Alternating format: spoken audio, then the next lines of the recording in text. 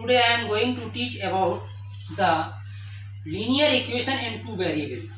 इससे पहले वीडियो में हम आपको linear equation in two variable के बारे में समझा चुके हैं। उसमें any equation which can be written in the form ax plus by plus c equal to 0, where a, b, c are real numbers, but a is not equal to 0 and b is not equal to 0. For example, 2x plus 3y equal to 7, जिसमें x और y दोनों variables हैं, इसलिए यह two variables की equation है। अब two variables की इक्वेशंस में हम 4 सॉल्यूशंस कैसे फाइंड आउट कर सकते हैं। एक्सरसाइज 4.2 उसमें से क्वेश्चन नंबर 1 है 2x plus y equal to 7। अब इस इक्वेशन में x के प्लेसेस पर या y के प्लेसेस पर किसी a के प्लेसेस पर वैल्यू लिखेंगे 0, 1, 2, 3, -1, -2, -3, कोई सी भी वैल्यू आप पुट कर सकते हैं। उसके बाद हल करेंगे। मान लीजिए आपने यहाँ पर x जगह वैल्यू पुट की है, तो यहाँ पर y की वैल्यू आप फाइंड आउट करेंगे।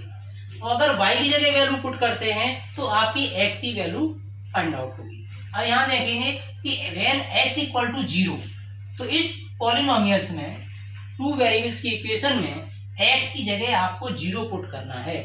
तो 2 यहाँ पर कोई भी साइन नहीं है तो मल्टीप्लाई मानते हैं 0 प्लस y इक्वल टू 7। इसे सॉल्व करेंगे 2 मल्टीप्लाई 0 0 प्लस y इक्वल 7, तो y equal to 7। Similarly x equal to 1 put करके देखते हैं, तो 2 इंटू 1, यहाँ पर 2x है तो 2 multiply 1 plus y equal to 7, 2 बन जाए 2 plus y equal to 7, y equal to, अब ये प्लस का 2 है और ये लेफ्ट हैंड साइड है, तो लेफ्ट हैंड साइड से राइट हैंड साइड में जाएगा तो प्लस का है तो किसका हो जाएगा, माइनस का, इसलिए y इक्वल टू 5।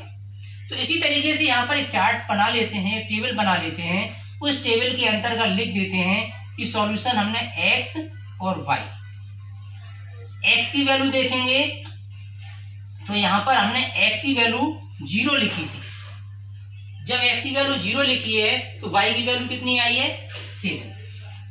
सिमिलरली अब यहाँ पर x की जगह वैल्यू हमने लिखी है 1 और y की वैल्यू 5। ऐसे ही x की वैल्यू 2 लिखी और सॉल्व करके y की वैल्यू 3, कैसे, 2x से प्लेसेस पर 2 लिखा plus y is equal to 7, 2 2 जा 4 plus y equal to 7, y equal to 7 minus 4, y equal to 3।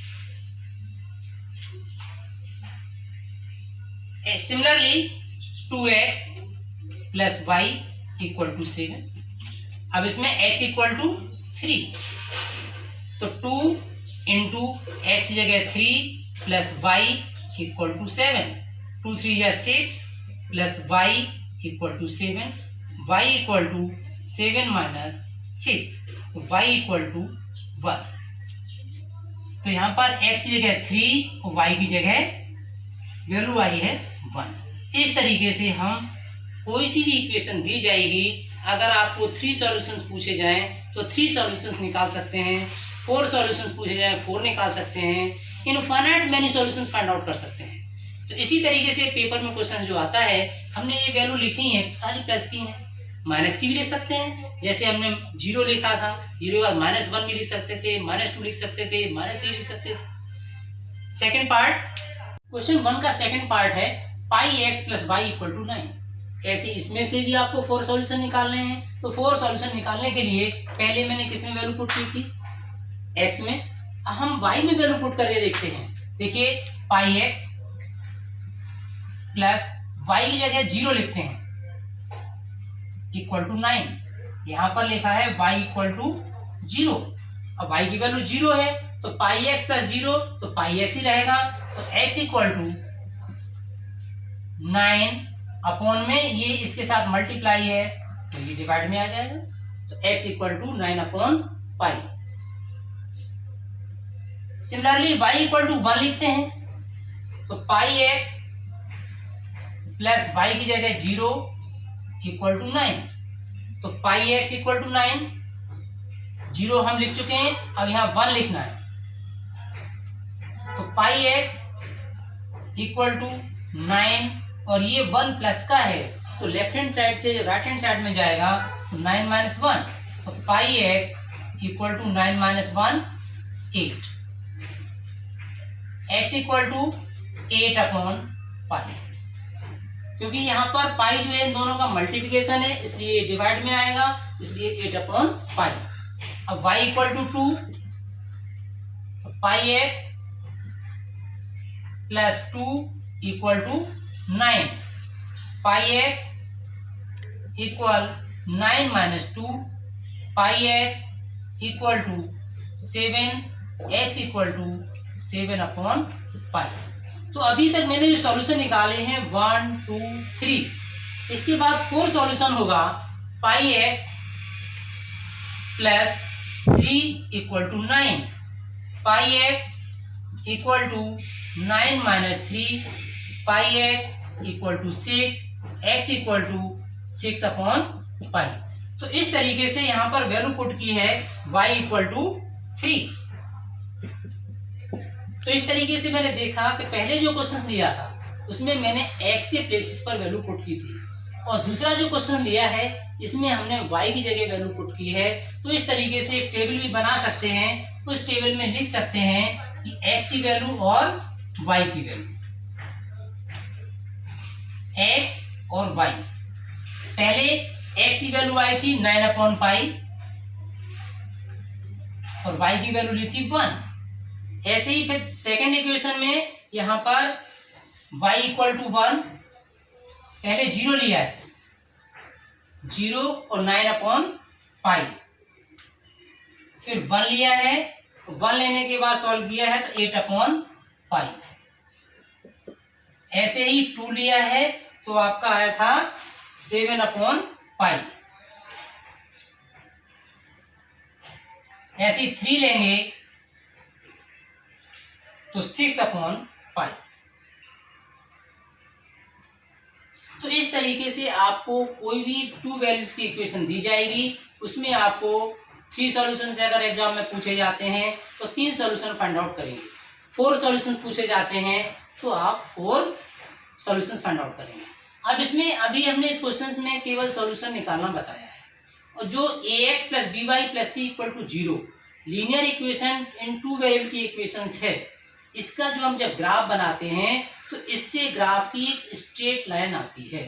चाहे जितने भी सॉल्यूशन आप निकाल लीजिए, 3 सॉल्यूशन निकालिए, 4 सॉल्यूशन निकालिए, लेकिन जब हम ग्राफ पेपर बनाएंगे तो उसी से सीधी एक स्ट्रेट लाइन आएगी और ये वेरीफाई भी हो जाएगा कि अगर इक्वेशन के सॉल्यूशन राइट निकाले हैं तो आपकी स्ट्रेट लाइन आएगी, और अगर कहीं सॉल्यूशन निकालने में आपने मिस्टेक्स कर दी है तो आपकी स्ट्रेट लाइन नहीं आएगी।